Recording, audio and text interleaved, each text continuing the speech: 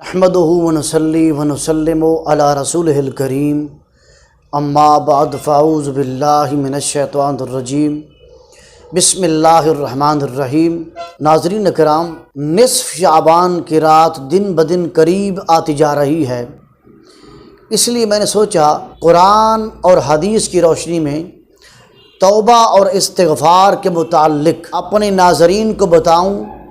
کہ توبہ اور استغفار کی فضیلت کیا ہے۔ حضرت ام المومنین عائشہ صدیقہ رضی اللہ تعالی عنہا سے روایت ہے، آپ فرماتی ہیں کہ آقا حضور نبی اکرم صلی اللہ علیہ وسلم نے ارشاد فرمایا،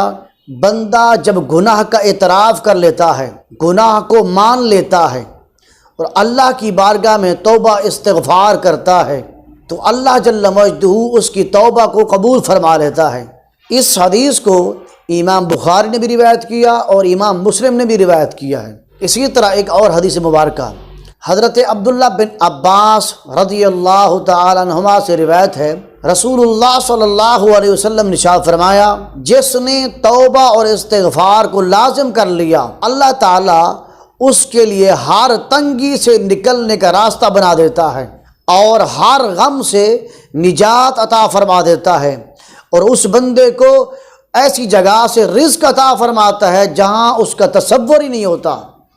اور اسی طرح سورہ الطلاق میں ارشاد فرمایا، اور جو شخص اللہ سے ڈرتا ہے تو اللہ جل مجدہ اس کے لیے ہر مشکل سے نکلنے کا راستہ بنا دیتا ہے اور اس کو وہاں سے رزق دیتا ہے جہاں سے اس کا گمان بھی نہیں ہوتا۔ دنیا میں ہر شخص چاہے مرد ہو چاہے عورت ہو،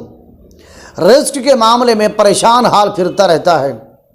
اس کے لیے نسخہ نبوی ہے صلی اللہ علیہ وسلم، وہ اپنے اوپر توبہ استغفار کو لازم کر لے،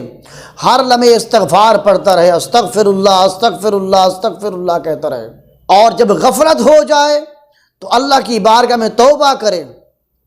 توبہ اور استغفار کو لازم کر لے، اللہ جل مجدہ اس کے رزق میں برکت دے دے گا، اللہ اس کی عمر میں برکت دے دے گا،